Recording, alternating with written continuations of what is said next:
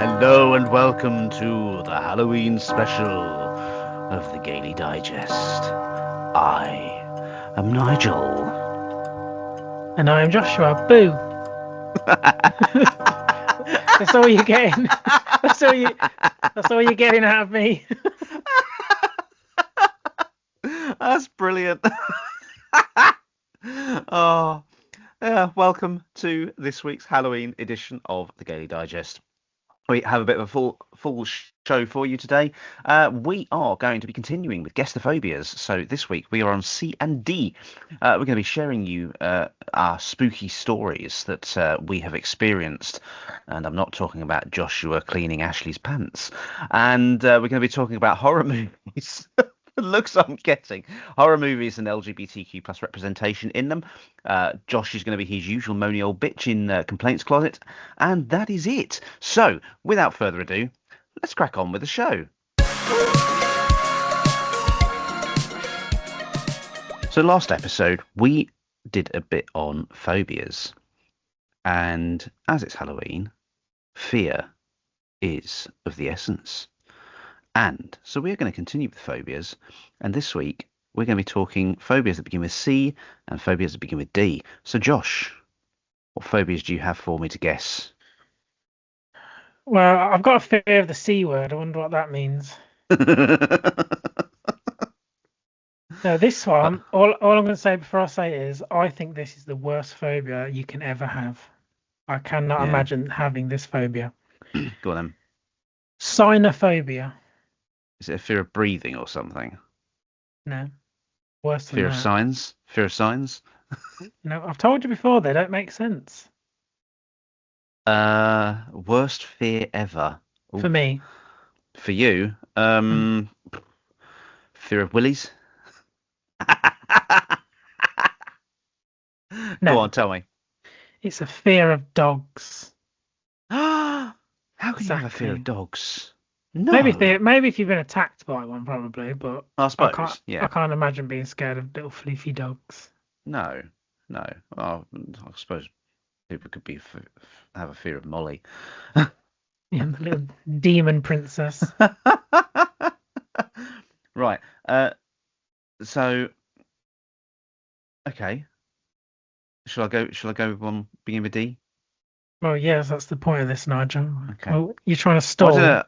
Well, I didn't know if you were going to do all yours. No. Right. Okay. So, um, dendrophobia. Again, Dendrophobia. this doesn't make sense. Fear of dandruff. What? Not dandruff, dendruff. No, dendroff. No. I have no idea. Fear of trees. They make no sense. What is a phobia of the naming of phobias? I don't know. 'Cause I It's have probably that. something. It's probably something beginning with Z, and we'll get to the end of it when we finish this. And then Go we'll on, have your next closure. one. Right, this one. I'll just know what you're going to guess when I say this. Go on. Cacophobia. Fear of shit. Fear of being shat on. No, Fear of poo. Fear of cack. no. It is a fear of ugliness. What? So if you're scared of ugly people, you got cacophobia. Oh, Maybe it's because they look like shit. oh, okay. That's why it's cacophobia. Possibly. Okay. Demophobia.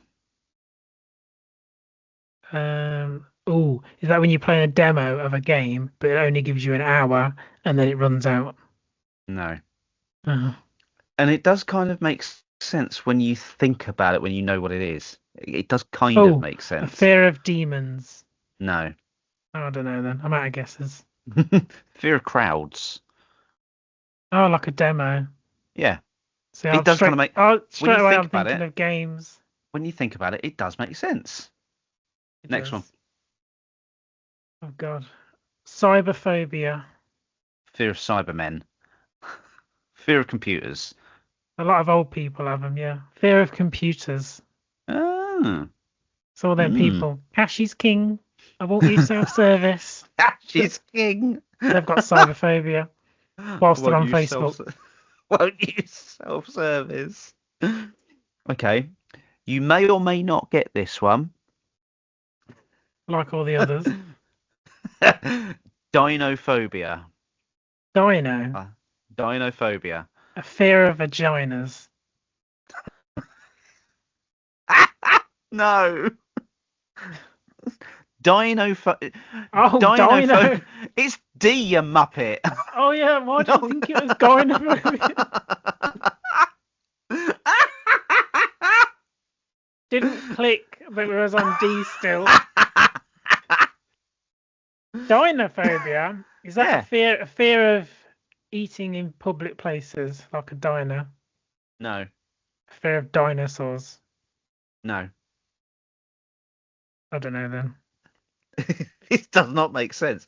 A fear of dizziness or whirlpools. Two totally different things. Right, last one from you, because this is supposed to be a short segment. It's taking ages. Okay. Oh God, this one's a really long one. Right. I'm looking forward to this one.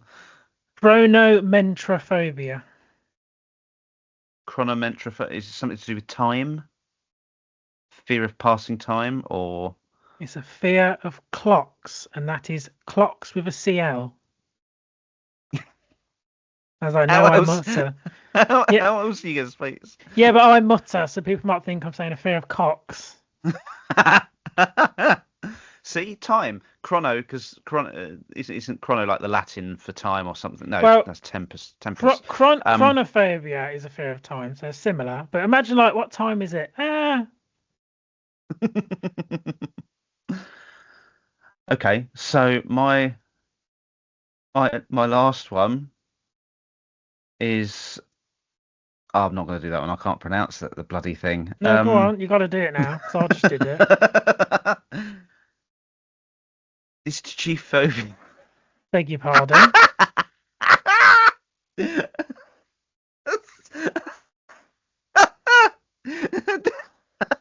I can't.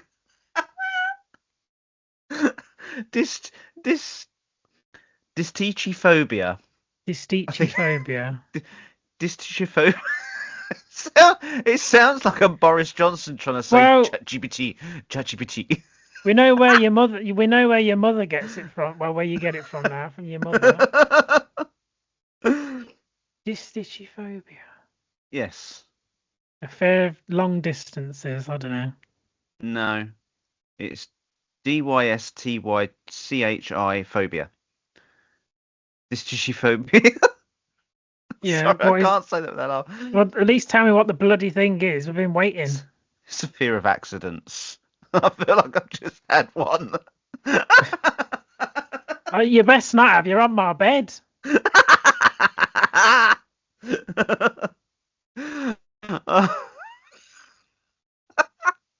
But yeah, that's our phobias this week. Um, that was quite fun. I quite enjoyed that.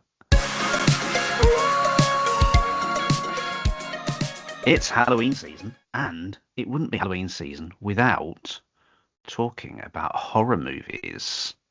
So, Josh, horror movies.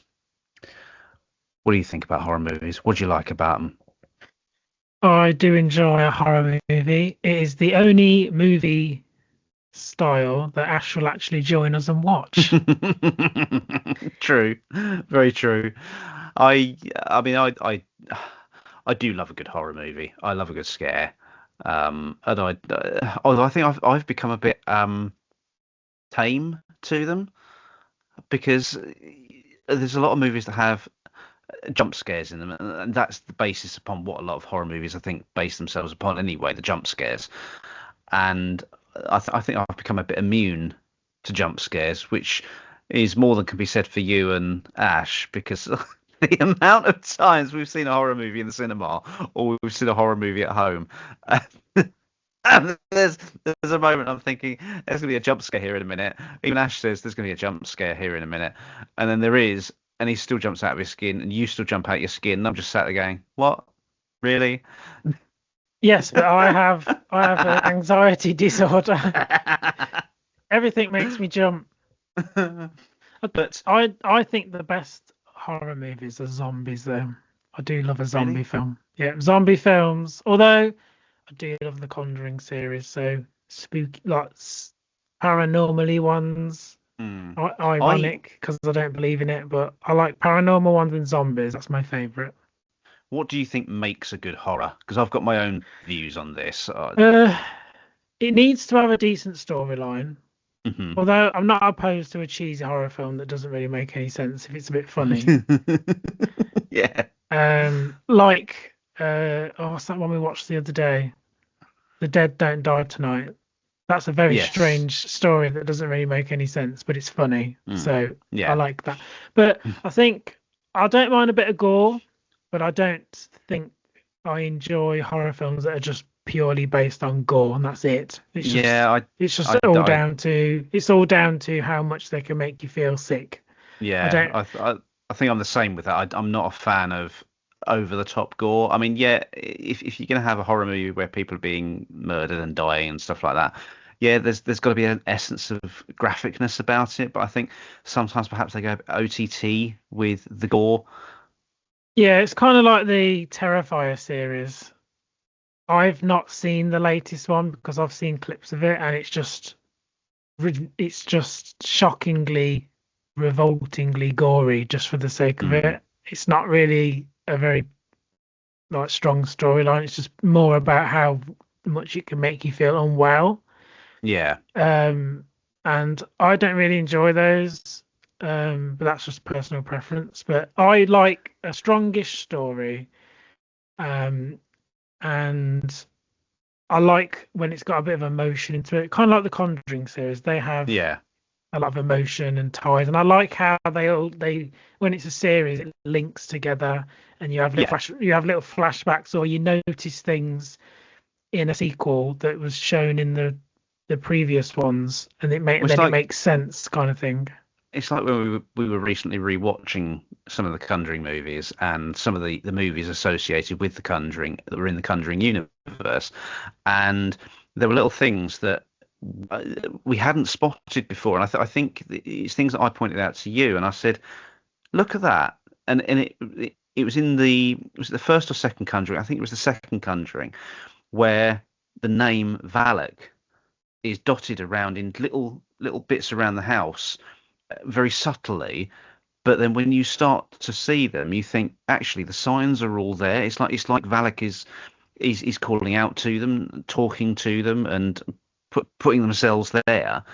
And I even said to you, I said, look, if you look carefully at that says Valak, but it didn't look like it. It looked like something else. But when you look at it, you actually see that the letters are there. I think there was like those little cubes that have letters in that were dotted on different shelves in the study, and there was a like a calendar or something or a picture that someone had drawn behind them in the kitchen that said Valek, but the letters were different sizes, but they were in the order, but different sizes, but dotted in different parts of the picture, and stuff like that. Or it spelled a different word, but the letters that made out Valek were all um, they were all sort of highlighted in bold or something like that. Um, but yeah, and that's the thing I like about certain horror movies when you start to see things that you didn't see before, and it almost keeps it new. Those subtle little things they hide in the movies, and then you see them, and then when you do see them, you look, I can't not see it now. But I think, sorry, go on. I think that definitely them kind of series, Insidious as well. Um, Mm, the Annabelles. We literally watch those every single year. I really do enjoy them series because I love it's a strong story, and especially the Nun as well, how that ties into it. It tells the backstory of their ancestors and things yeah, like that. I like things to have links and stories and a strong storyline. yeah. But I also do really love zombies. Anything with zombies in, I love it. Like Train to Busan, that's an incredible zombie film. Mm. Even though you The refuse to watch it because it's dubbed. the the thing with me around what would make a good horror movie is, yes, I mean there has to be a good story. You can't have a good movie without having a good story, some kind of links, some kind of keys.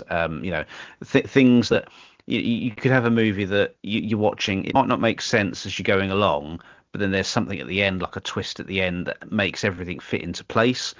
Um, but for me, one of the key things about the horror movie, other than the story, is the the beast, the monster, the ghost, the spirit, whatever it is that's the key to the horror aspect of it. For me, the greatest fear is not knowing or not seeing what it is. There's an air of mystery around it. And the example I'll use here is Jeepers Creepers, right? That I found the fact that there was this mysterious figure. You couldn't see them. You didn't see who it was, what it was, but this mysterious cloaked figure in a hat, in a blacked out vehicle that was coming for these kids, and you just didn't see it. You didn't know what it was, and for me that gave me chills. I found that quite chilling. That something is there. You think it's a person, but you don't quite know that it's a person. You think it might be something else. It could be a demon. Could be there's actually nothing under there. It's a spirit, a ghost, or whatever. Um, but then at the end of the film, and if you haven't seen the original Jeepers Creepers, listeners, listen away for mute me for a couple of minutes. But at the end, spoiler, it's some kind of demon or alien, and you just saw it, and for me that just kind of ruined it. I don't know about you. It kind of ruined it, and that's what gave me the idea that if you have something you don't quite see what it is, and you can keep the mystery going, you keep the mystery going, and maybe make another film out of it, and keep that mystery going because it's that unknown element for me Yeah, I that think makes it quite I frightening. I enjoyed the first Jeepers Creepers. Then after that, Yeah. I think it got very silly. Hmm. Um, I didn't watch the later ones because the director's a paedophile, so I didn't watch those ones. But I think Makes sense. it just got really stupid. Like he was just, you could just see his face now and his voice. He talked, and that sounded stupid. Hmm. The way he killed them, it was just comical. It went a totally different direction. So I enjoyed the first one because that was, like you Yeah. said, creepy. Um, because there is some really good films that do that. Like um, when we first watched The Conjurings and things, you never really saw anything, but you felt it. Hmm. The I amount of think film, goosebumps I got watching those films. yeah, I think films that do that, they do it really well. And I do Hmm. like a film where it doesn't really answer all my questions. It leaves me wondering. And see, that's what I mean about not being able to see what it is or not revealing what it is. It leaves you with questions, and it kind of leaves you wanting more. Especially if it's been a good film with a good storyline, good scares. Um, you've got a good, um, for want of better, villain. Horror aspect to the movie. You've got this good creature or whatever it is that's doing all this, and then you know the movie ends where you think it's gone, but then maybe there's a post-credit bit where that suggests it survived. It's still around somewhere, and it's latched onto something else or someone else, leaving it open to a sequel. And if it does well, then happy days. It's like the Blair Witch Project, for example. You never really saw what it was, See, I and the never liked style in which those they did it. films. See, I They never scared I me. enjoyed it. I just didn't find them scary at all. So I think See, I because it was enjoyed it. filmed on a camera, I don't like films Mm. like that. They make me feel a bit I think sick. I think that was the idea of it, though, wasn't it? To have it from the first person perspective rather than from Mm. an external film. But it reminds me, I went to see it at the cinema, And the bit right at the end where the guy's standing in the corner and then the person that's filming is standing there saying whatever they're saying, and then then they get knocked down. The camera goes down on its side and it just sees the person stood in the corner, and then it cuts out. Of course, there's silence in the cinema at that bit at the end until someone said out loud in the cinema, "Is that it?" And then you laugh. Yeah, everyone laughed. And you know what? I later found out that was someone I worked with that was that said it. I did recently watch a film in the cinema called Weapons, and that is really good. As soon as that's available to stream, I'm going to make you watch it. It is really good. Yeah, tie me That's down and make me watch it. no, you might get aroused. But Ah, that's a very like it leaves a lot of questions throughout the film, and you can't really understand what's going on, and hmm, then it kind of reveals at the end, kind of thing. But that's a very good film that I do recommend. I'm not going to do any hmm. spoilers because it was quite recent when it came out, but No, please, I please do don't have also any spoilers. I do also like the classics like Friday the 13th Hmm. and Halloween, but we don't talk about the third one. Um, Season of the Witch. I don't know what you're on about. And we've got Nightmare on Elm Street, those kind of films. I used to like put them on when I was Hmm. too young to watch them, and they'd be on late at night, and I'd put them on. They'd terrify me. There is something about 70s horror movies, and I think it's because it was recorded using stereo or even in some cases mono. You don't get like your Dolby Digital surround sound or Dolby Atmos and all that you get now. Um, but there's something about the way it was filmed. Obviously, the technology wasn't as advanced as it is now, but the jump scares and the sort of piercing sounds and piercing bits of music that suddenly burst into through your speakers when something scary happens, I think just made it even more scary because it's like, ah, shit, what was that? You Yeah, know, I think the soundtracks on the old movies, like 70s, 80s, there's just something yeah, different about the soundtracks. absolutely. They're really good. But let's move on a little bit because we're obviously going on and on about horror movies, but there's a little element that we wanted to add to this whilst we're talking about horror movies, and that's about the LGBTQ plus representation in horror movies.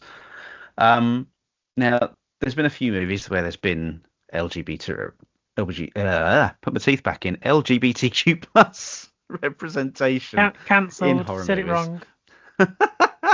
But and I don't know about you, but I always find that any representation in these movies from our community, it always ends badly.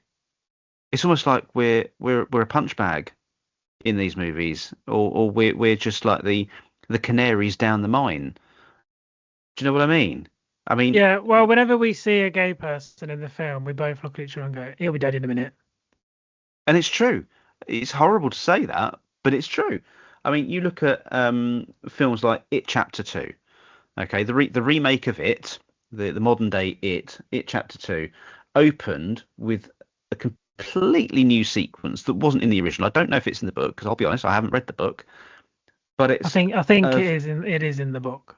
is it in the book? Yes. But it's a gay couple that are at this fair in Derry, and they're leaving the fair, and they get targeted by this group, and they are victims of quite a nasty and I think quite a graphic homophobic attack in the opening sequence to that second movie. And one of them becomes victim of Pennywise following the attack because he falls into the river and Pennywise beckons him over. Uh, you know, so one of them gets killed off, one of them's brutally assaulted. Um, you got Halloween Kills, which was the second of the modern Halloween trilogy, which I think finished the Halloween series of films. Which obviously followed on from I think it was the 2018 Halloween. But you had there was a gay couple in the house, and Michael Myers got into the house, murdered them, killed them both. Nice, happy gay couple, murdered. So again, representation, they become the victims. I don't think you get. I I don't think there's been, and correct me if I'm wrong, I don't think there's been a horror movie where LGBTQ plus people that have been represented in it have actually survived. Well, they're normally portrayed very stereotypically, aren't they? Yes. But I think horror films have always been a bit camp to me. I think they've always been, especially like the 70s ones. You got all the blokes in the crop tops and the short Mm, shorts. But I think jumping back to It Chapter 2 for a second, I went to the cinemas to see that, and there was no warning or anything at the start other than it has violence. And when that scene happened at the start, it really affected me. mm, I left for 10 minutes because it really like I don't know what it just stunned me. Like I felt really uncomfortable. mm, Um, and I was just lost for words of how because it was so graphic. yeah. And I think because I had homophobic bullying in the past and I was assaulted, I think I found it quite triggering. And I think because I think I did post on socials when it first came out that it should have had a warning. Mm, But yeah, I think that was. I don't feel like that even needed to be in the film, in my opinion. I don't see what no. that brought to the film. Well, it didn't bring Um, anything other than signifying the return of Pennywise. I mean, I suppose you could look at it from the point of view that Pennywise came back because of violent behavior um, occurring near to where his essence was trying to come back. But like you say, I don't see what that brought to the film, and the fact that it was so graphic as well. Now, what was the director trying to get across there? Was the director trying to get across the fact that this is what happens, this is what can happen, and show that you know they're just two people that are in love with each other, and they're being attacked for just being in love with each other, because that is essentially what homophobia is, attacking people for who they love. Um, but on the other foot, was it put in there to glorify it? yeah, because It's I felt when that was happening, I was like, if somebody laughs or cheers this on in the cinema, I would feel extremely uncomfortable and I probably would leave. mm, But even now, if I rewatch them, I skip that part. I don't want to watch it. It really affects me. mm, But yeah, I don't see what that brings to it, to be honest. I think it was more graphic than it needed to be. I mean, don't get me wrong, it's good. I mean, but when we talk about gay people, lesbians, trans people, bisexual people that are that are featured in these kinds of films. It is good to see that there's genuine representation, and it reflects society as it is today. Um, but it is a shame that they always seem to be the target, the victims of the killer. Um, I get that. I suppose another way to look at it would be to say, well, you know, ghosts, villains, monsters, demons don't discriminate; they'll kill anyone. Um, but it would be nice to see them actually surviving for once. I mean, there was another film, wasn't there? Knock at the Cabin. Do you remember that? That was where You're asking someone with a really bad memory. Knock at the Cabin. That was the film where you've got the gay couple with their kid. They go to that wooden cabin in the woods, and they see people standing out. Those four people standing outside, which represent the four horsemen of the apocalypse, and they had to. What did they try to do? They had to convince them that they had to sacrifice themselves to prevent the apocalypse, and they would torture them and this, that, and the other in the house. And it was, I think, it was another M. Night Shyamalan film. And I do love his films because I think there's some really good mystery around them and really good jump scares. But yeah, one of those characters, one of the gay couple, had to sacrifice himself in the movie to stop the impending apocalypse that never happened, or was never going to happen. It was just these four people that believed the apocalypse was going to happen and wanted to sacrifice people. Um, Although, but whilst you're yeah, mentioning the word cabin, there's a film I watched. I don't even know if you'd be able to find this anymore. This was a long time ago. It was called Cabin Fever, and I watched that as a teenager, and that traumatized me. I got Basically, that. A they lot, I go, got I got that a lot during COVID, cabin fever, because we had to stay indoors a lot. well, basically, this group of friends go to stay in a cabin in the woods where everything good always happens. And one of them starts to get quite unwell, and like their skin starts to come off and stuff. They start to go all moldy kind of thing. Ew. And they're like melting off, and then it turns out there's something in the water. Oh. So everyone who's drank the water or splashed their face with water, they've caught this thing that literally rots you, Ugh. and that traumatized me. You should watch that. It is actually quite a good film. I'll add it to the list. I I'll add won't it tell to you the how it list. got in the water, but it's in the water. Hmm. But yeah, so LGBT representation in films, in horror films, it's great. It's a shame they keep killing us. It's time to tell some spooky stories for this Halloween. Have you got any spooky stories, Josh? Nope. You must have something. I told you. Otherwise, I it's... told you. I don't believe in all this paranormal stuff, so I've not experienced it. Although I See, I have stories told to me by people that I know, so maybe I can mention some of those. okay.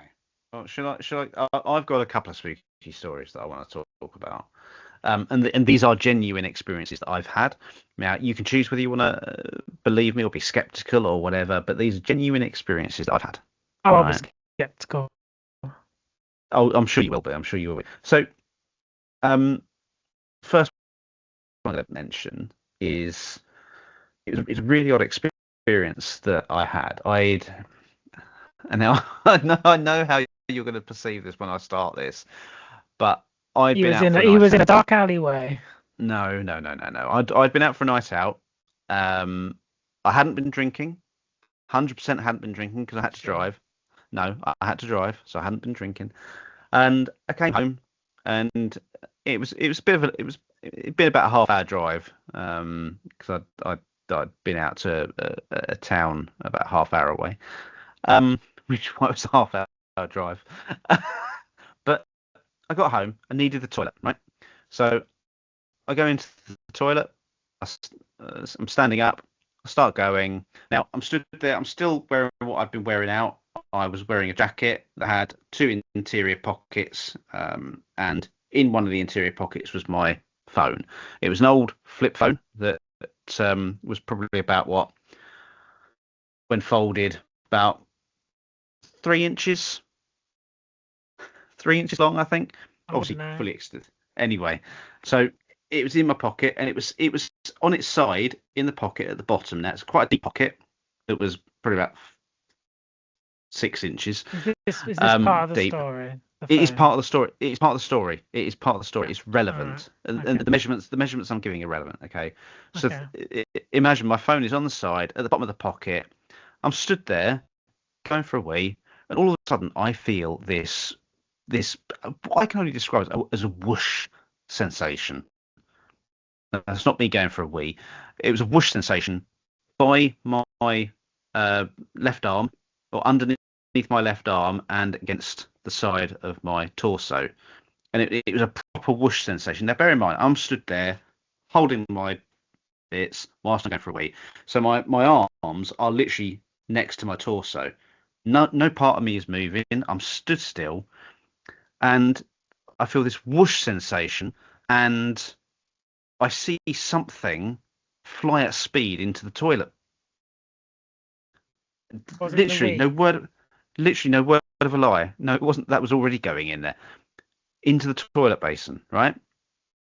And to the point where the water in the toilet was sort of distorted, so I couldn't see what it was. And I thought, what the bloody hell was that? And I looked up, thinking there's something fallen off the ceiling, and nothing had fallen down. What the hell's that? And once the water had cleared, it was my phone. My phone had somehow come out of my inside pocket and launched itself at speed into the toilet. Now, I checked my pocket. There was no holes in it. And I could feel where the phone was in the pocket when my arm was next to it, because my arm was against the phone that was against the torso. So I have absolutely no idea how my phone got out of my pocket and seemingly threw itself into the toilet. Now, I discussed this with my mum. I mentioned it to my mum that it had happened because I was at home at the time, and mum was at home at the time. So I said that this had happened, and that was when she turned around to me and said, "That's really weird because my nana told her of a similar experience that she had, not with a phone or anything like that, but something whooshing past her." And my mum had also experienced when she was doing the ironing, there was a photo frame that had moved, and the three things that were in common with that was my mum believed it was my uncle who had been killed in a road traffic crash. And it was around the time all these things happened around the time of the anniversary he passed away. So 3 different experiences involving 3 different people. My mum thought that'd be him. So I said, "Why do you want to throw my phone in the toilet? Why would you do that?" Anti-phone. I know. But yeah, that was a really bizarre experience. So the phone is in the pocket. I could feel that it was in there between my arm and my torso. Were you wearing a jumper? No, See, I just feel like you might have accidentally put it down your sleeve instead of your no, pocket, and then it was in your elbow area, and you didn't realise, and then you put your hands down to pee, and it slid out your sleeve. That's what I no, would say. no. Because it didn't come out my sleeve. Because if it had come out my sleeve, it would have come out by my hand. It actually came out from where the pocket was, so I could feel it come out from And it was a sort of flip. It under was the a arm. flip phone. It was a flip phone. I knew that it was in the. I knew it wasn't flipped and hooked over the pocket. I could feel where it was in the pocket, and it was at the bottom of the pocket. I'm still I skeptical. literally, I literally cannot explain it. So a ghost threw my phone into the toilet, and I was Is so that pissed is about that a it. fact? Is that a I fact? was yes, and I was so pissed about it. I don't know, it was a ghost. Well, it was something. It was something. I can't explain what it was. I'm still skeptical. You haven't won me over. See, I always feel bad What's when people say, "Oh, it's my auntie," or "It's my uncle," or "It's my brother." I always feel really bad 'cause I roll every time mm, because they're like, I've seen people do this all the time, and I feel really bad. But oh, I saw a white feather. That means my grandma's watching over me, and I'm like, no, there's a fucking feather on the floor. So she's not come to say hello to you. She's just come to chuck a fucking feather on the floor. Or they say, "Oh, I saw a robin. That must be my mother or something." No, it's a fucking bird. what I will say though, what I will say, I can be very skeptical as well. Even though I'm a believer in the paranormal, I believe that there are things that do happen. I am skeptical, and I will, if I experience anything, I will always look for explanations of what it could be. And I think the reason why I look for those explanations is because I want to believe that it's something paranormal, that it's something ghostly or otherworldly. But I don't want to just believe it blindly. I don't want to just believe it blindly and just accept, oh, this weird thing happened today. It must be a ghost. That's Yeah, not me. well, And that's why I looked for possible explanations to what could have caused my phone to effectively commit suicide, out of my pocket and into the toilet. Um, but I looked at every possible explanation as to what it could be. A hole in the pocket, it hooked over the pocket, it in my sleeve. But I remember it all happening so quickly, and re distinctly remembering the phone coming from sort of below my armpit, or between my arm and my torso. I just cannot explain it because I remember exactly where the phone was, and I could feel where the phone was in the pocket. I'm And the fact there was, still not the, sold. but the fact that there was that whoosh sensation, as it was almost as if something had pulled between my arm and my torso with force. It felt forced. So it wasn't like something just dropping or falling. It felt Hmm. there was force there. And I cannot explain that to this day, other than potentially something paranormal. But Well, that's not my own. you haven't won me over that, I'm afraid. Sorry. Okay. What's your spooky story that you're going to share for that you've not necessarily experienced, but had Well, someone share with you? I've never experienced anything really. Well, I haven't because I don't believe in it. I think once you die, that's it. Off you go. You're gone. Power off. That's morbid. I know. But I've had people tell me stories about things, and I'm sat there thinking, yeah, okay, sure. Like Ash said once that he felt someone pull his leg in the bed towards the indoor wardrobe, and I was like, yeah, okay, you probably just, when you kick when you're when you kick yourself awake, Mm. like you kick your leg randomly spasms or something. I was like, it's probably that. He's like, no, someone grabbed me. I'm like, no, someone didn't grab you. Are they stood in the closet waiting to grab your leg? Why did they grab your leg? Are they trying to drag you back into the closet? They're trying to scare him. Maybe they are. Or I'll have family members on either side telling me about paranormal experiences, and I'm just sat there thinking there's very easy explanations. Like something Mm. was moved, and I'm like someone's probably moved it. No, no one moved it. How do you know? Someone could have Mm. moved it and then not told you, or you could have put it somewhere and thought you put it somewhere else, but you didn't. Mm. So I don't really have any spooky stories because I don't believe in it and I haven't experienced in it. And I believe that you don't need to fear the dead, you need to fear the living. So I worry about Mm. the living people more than the dead. Is there someone behind you? If there is, it's probably you because you're in the building. But I'm in another part of the studio. Um, but so is that it? No, no, Yeah, I no don't. other. I've never experienced this paranormal stuff. I don't get. My mum used to be obsessed with that paranormal. What's it called? With those two Most stupid most idiots. Yeah, most that haunted. thing. God, she'd have people around to I watch loved it that together. show. I No, I'll loved be that like, she'd be show. like, they're in like a 500-year-old building and it creaks, and they're like, oh my God, it's a demon. I'm like, no, it's a 500-year-old. It's literally a 500-year-old house that's creaking. what what is this? Spooky stories of the complaints closet? No, It feels like I'm just saying that I it don't feels like we've believe in it. crossed over to the other side. And they'll be like, if you want to communicate, knock, and then you'll hear a perfect knock. And I'm like, someone's just knocked off the camera. You know what I mean? Or there's a gust of wind. I'm like, the building you're in right now has no windows. Hmm. So Thing is, yeah. I think if people have experienced things they cannot explain, and despite trying to explain it, they are going to believe it.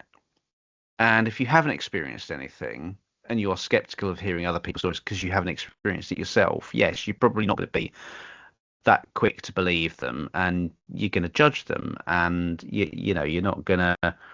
But for me, there have been a few experiences, and the next one that I'm going to share is when I was in sixth form, we studied English literature, and part of that study was the study of Jane Austen. Now, we once had a lady come to the school called Sandy Lerner, who's a millionaire, who founded Cisco Systems. Now, when she did a visit to the school, she became aware that we were studying English literature and we were studying Jane Austen. She was a big Jane Austen fan, and she'd actually purchased the house that Jane Austen grew up in and wrote a lot of her stories in. So she invited us because she was having it renovated and restored to its original splendor. Now, she invited us to go down, our class, to go down and have a tour of the house. And it's an amazing house. It's truly astonishing. It's like a mansion, um, but it's absolutely beautiful. Now, we got there, we did all the introductions and everything and went and started being shown around the house. Now, there was a part where there was like a main door. You go through the main door, and to the left, you've got like the banquet hall area. And at the far right corner of the banquet hall, you've got a little door, a staircase. It's one of the staircases that goes up a bit, a little bit of a landing, and then up a bit again to the first floor. And we were stood there, and the foreman was giving us a talk about that part of the house. And I stood there, sort of just in awe, taking in the house around me and what I could see. And ahead of us, there was a doorway on the opposite side of the land. There was a doorway, and from left to right through this doorway, I saw what looked to me like a woman in a black pinafore style dress, like a servant type dress, like the upstairs downstairs sort of thing, Downton Abbey sort of maid outfit. Literally walk from left to right. And what was distinctive about her was she was see-through.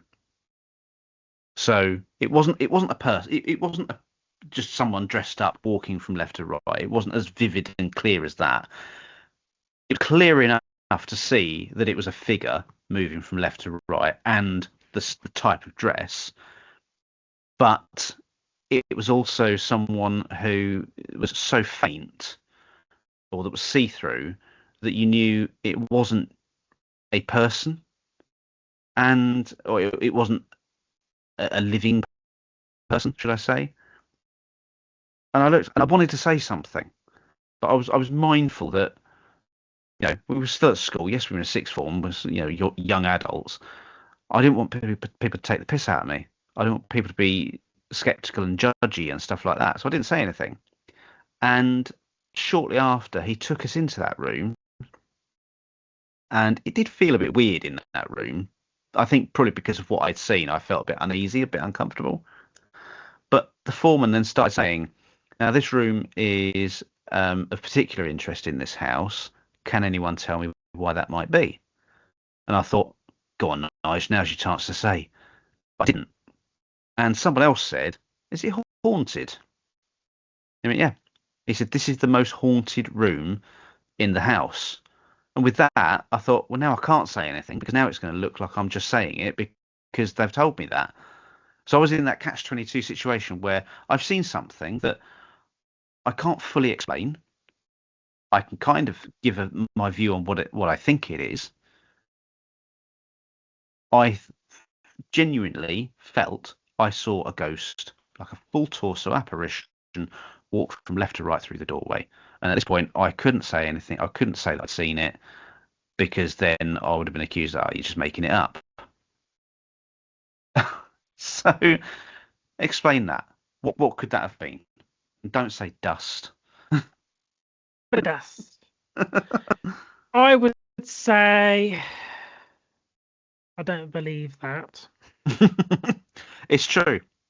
Hand on my heart. Hand on my heart. Genuinely. I saw it. I cannot explain it. Maybe it was a woman that had like anemia. What that makes her see through? You'd be surprised if you had bad anemia. It might have been a portrait with a mirror near it, and you've just walked and it looks like it's moved along the mirror. That would be my explanation. No, because there was clear motion. There was like the dress was moving as they were walking. Or since it's a building where they do tours and stuff, I would say they've probably hired somebody to do that because it gets people to see things. It's not a building where they do tours. It was a one-off because we were invited by the owner, the lady, the millionaire that had bought the house. We were invited by her to go to the house, and it was being renovated. It was workmen. There was no way that would have been someone hired to do that. I It's feel not a like it house was a where I feel like it was a prank. If it was a one-off. no. Especially if it was younger kids and stuff. You're not really going to be believed, are you? If it was mirrors or anything like that, we'd have seen it because of the way the light was in that room Did anyone as else see well. it, or was it just you?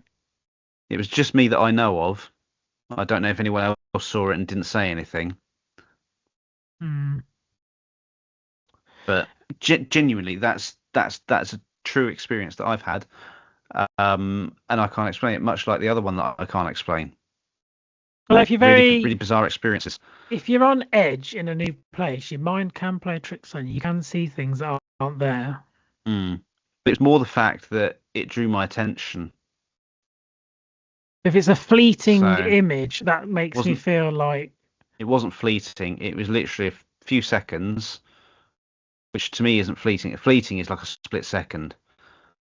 Like you catch something out of the corner of your eye and you look and you think your brain tries to tell you what it was. This was clear as day. I was looking at it. I saw it move from left to right. It was clear as anything. And I was even like, am I seeing this? did she use a door or did she go for a wall? No, she walked from left to right through the doorway. She didn't go through the door. She was in the room moving from left to right. So she See, came if into if view. you told me she walked through a wall, I might believe you more. But the fact she used the doorway, She didn't use the suspicious. doorway. She didn't use the doorway. I'm telling you, she was in the room and she moved from behind the wall from the left, so I could see her through the doorway. So she didn't actually walk through the door. She didn't use the door. She was in So the room, moving from left to right in the room from my perspective. where did she go? I don't know. She wasn't in. There was because we went into that room afterwards and there was no one in there. This is the point I make. I that So again, there's the suggestion that it was someone hired to do it. Impossible because we went into the room afterwards. There might have been a secret doorway, Nigel. Was there a bookcase in there No, or a fireplace with a suspicious statue? no. You haven't won me over again, I'm afraid. I'm Sorry. sure. I'm sure I haven't. I'm sure I haven't. What would you do if you'd seen that though, and then you went into the room afterwards and was like, "Shit, where's that gone?" I'll be like, there's a shelf over it that needs dusting. So she turns around. Oh Or dear. actually, was it a woman or a man in a maid's outfit? You never said. Well, as far as I know, it was a woman in a maid's outfit. Could have been a man. Makes Could have sense been. with you anyway. Rude. But yeah, that's my spooky stories. That's my spooky stories Maybe for people this can maybe edition. maybe people can comment their spooky stories and they might win me over. Yeah. If you've got any spooky stories, dear listeners, please do share them with us. And you never know, we might save them and mention them another time. It's now time for Josh to open up the doors of hell in the complaints closet. Bit extreme. Well, it usually is hell when it comes to our complaints. So we are back with the complaints closet, and Josh is going to be his usual moany old bitch when he finally decides what he's going to complain about this week. So who's going first? I'll Is it go first all right then? because this is something I've had to deal with for the last month. So Yes. my Is it complaint, me? it will be if you keep cutting me up. My complaint is captures. What? Captures, you know what they are? When you Captures. when you're logging in stuff. Oh yeah. Yeah, yeah. I am getting infuriated by these little fuckers because I've been trying to sort out my driving test. And Yeah. in order for me to log into my account, I have to do these stupid capture things. And there's like Hmm. you have to do like three in a row. And then there's one like feed the dog. And then you have to drag an item that the dog would eat. First of all, how the fucking hell do I know what the dog wants to eat? So you got to try and pick. There's a bone, and then there's a steak, and then there's a leaf. Two of them the dog would probably eat. Unless it's a vegan, then But there's only yeah, one that it'd probably but eat. again, I don't know. And then the next one, it's drag a shape. So you have to drag the shapes to fit the shapes. But then, say it's a star, there'll be like four stars, but all of them are on a slight little angle, and you've got to match it to the right one. And then the last one is like, here's a picture of a birdhouse. Click the animals that would fit in the birdhouse. And there's like an elephant, a giraffe, and then a bird, and then a mouse. And I'm like, technically the bird and the mouse could fit into it. So because I'm overthinking them, so they're stressing me out. And by and by the time I've done all this shit, I log in and all the tests are gone because it took me an hour to do this bloody quiz, and I have to do it every time.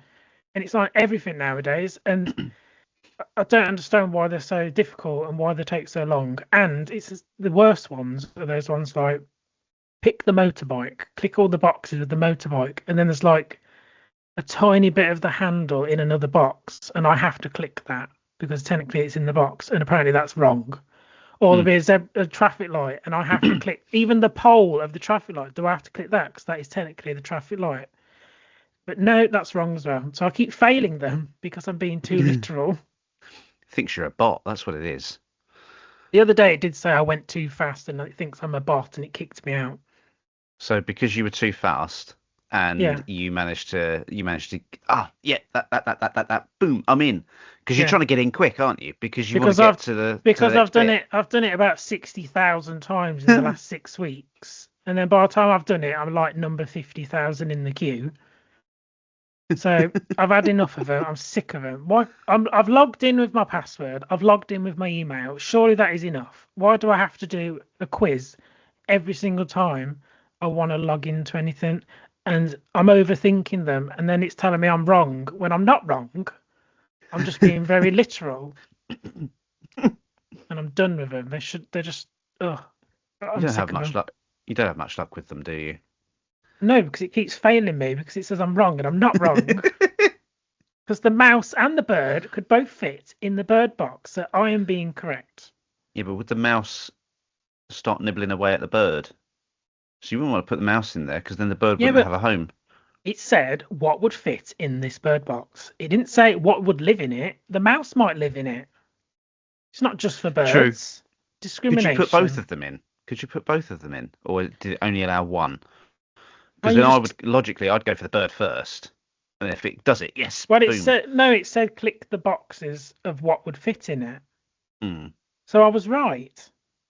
And it's I'm done with it. There's even one about connect the pipe, so you have to like link up the pipe from the source to the tap. And I'm just like, why do I have to do this to log in? It's ridiculous. So, yeah, you're like I'm not a fucking plumber. It Why do just I need makes to do that? it's like those quizzes that they make you do at like preschool on a computer, like a little mini game that teaches you how to do stuff. That's how it feels. And then every 10 Yeah. minutes it logs you out, so you have to do it again. And I'm done with them. I've had enough. Anyway, what do you want to moan about? Well, I was going to moan. There was one thing I was going to moan about, but I think I'm going to save that because another thing pops into my head whilst you were talking, and it's kind of relevant to the season a little bit. And that's fireworks. Oh, Fireworks being let off early. It really infuriates me because you get people that uh, they'll they'll get hold of fireworks, and it's without sounding like I'm generalising. It's often youngsters that get hold of them and then start launching them in parks and fields and stuff like that. But then you've got the other people that have like their own little private fireworks displays for people's birthdays. Oh, wouldn't it be nice to have some fireworks for the birthday? Why? Why do you need fire? Just get a fucking cake. Get a cake, get some candles. There you go. There's your pyrotechnics. Blow them out. You don't need to fucking launch a firework. I mean, the reason why it annoys me and it frustrates me is because it, there's certain times of the year when it's generally accepted. So fireworks night, New Year's, Chinese New Year's, Diwali, which we had recently, which I get, that's absolutely fine. I have no issue when it's all at these particular designated times of the year where you would expect that fireworks would go off.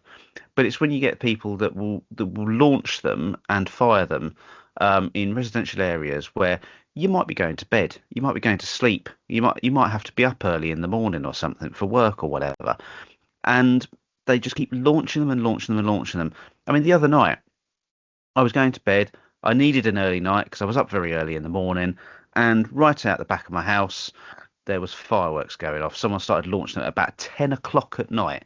Now I know they can go up to about, I think it's about 11 or 11:30 at night. By law, they're allowed to do that. After that, unless it's a designated night like fireworks night, they can't. But it's just the fact that they've waited until then to start launching all these fireworks. Now Molly, she was going absolutely mental. It petrified her. Her heart was racing. There just seems to be no consideration around that.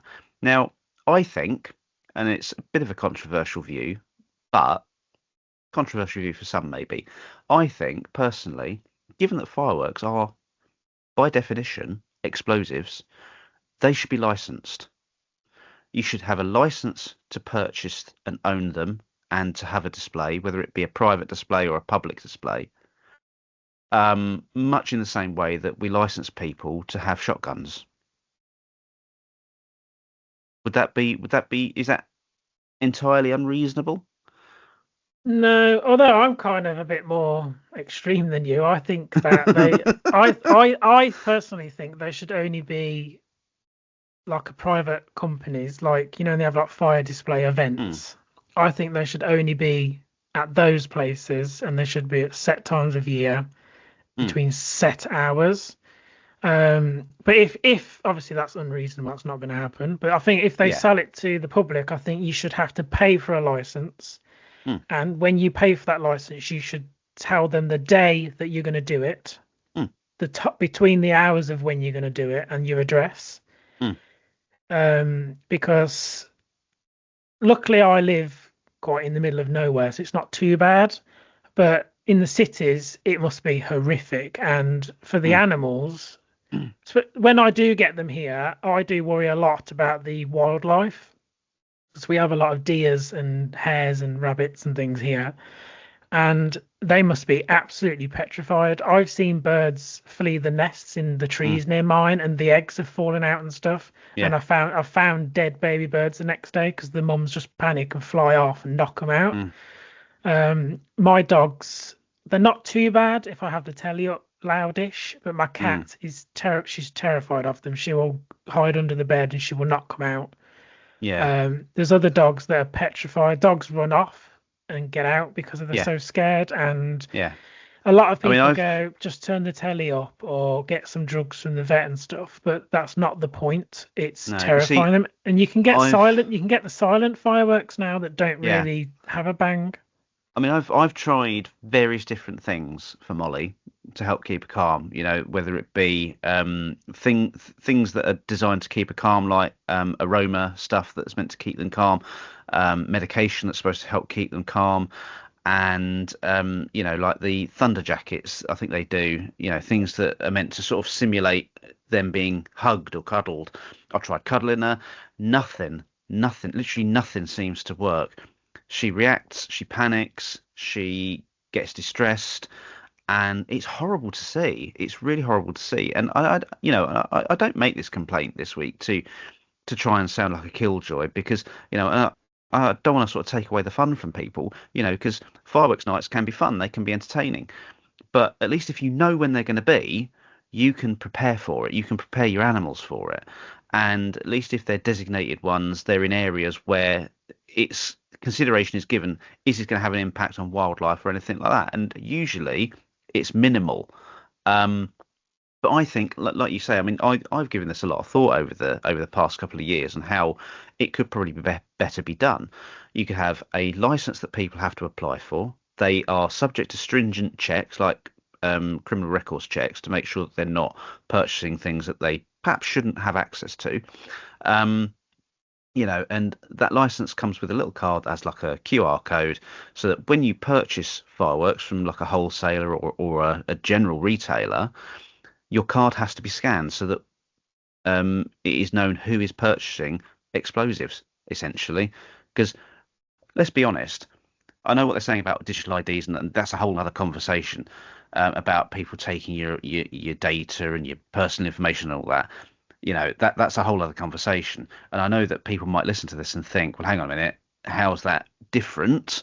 Well, it's different because would you like to know who is purchasing explosives out there? Would you like to know who's actually possessing them and having them in their houses? Because fireworks, they can be dismantled and people can rejig the explosives if they wanted to make a much bigger thing. Well, Do you there's no really limit do you, either, is there, on the amount you can no, buy? So you well, could just go exactly. from store to store. Exactly. And so having that license could put a limit on what you purchase if it's like for a private display in your home garden. And all you've got to do then is apply to the local authority and say, I'm planning on doing a little fireworks event. These are the times it's going to take place, and X amount of people are going to attend. It's for a birthday, and all they need to do is see what they've purchased and say, okay, yeah, that's fine, and give them like a little event notice or something to say, yep, you can hold that. Yeah, and then Just people could go online then and maybe see what's been licensed and arranged yeah, nearby. And yeah, also, it's not just animals either. Actually, we should pick up on that. You have army veterans with PTSD. yep, Hearing the explosions triggers mm, their PTSD and things like that. And I just think a lot of people think, oh, it's only for a few hours, but it's not. It's when it gets into coming up towards November, it is practically every single night yeah, until New Year, until next year. It just goes on and on. You'll always hear a couple every night until next year, and yeah, it's just exactly, relentless. Even I even hear them like in November when it's still light outside, and I'm like, what? But we've had past things where like people have got older fireworks and they've put them through people's letterboxes or mm, they've firing them at cars and all these kind of yeah. things. So Well, I remember a few years ago that there was a video that was doing the rounds well before AI, so I know it wasn't an AI video. It was perfect. It was an authentic video, and it was even mentioned in a lot of news articles online as well. And it was basically videos of and there were different angles of youths, and it was youths because they were in the video. You could clearly see them launching fireworks into a petrol station because they'd got hold of them.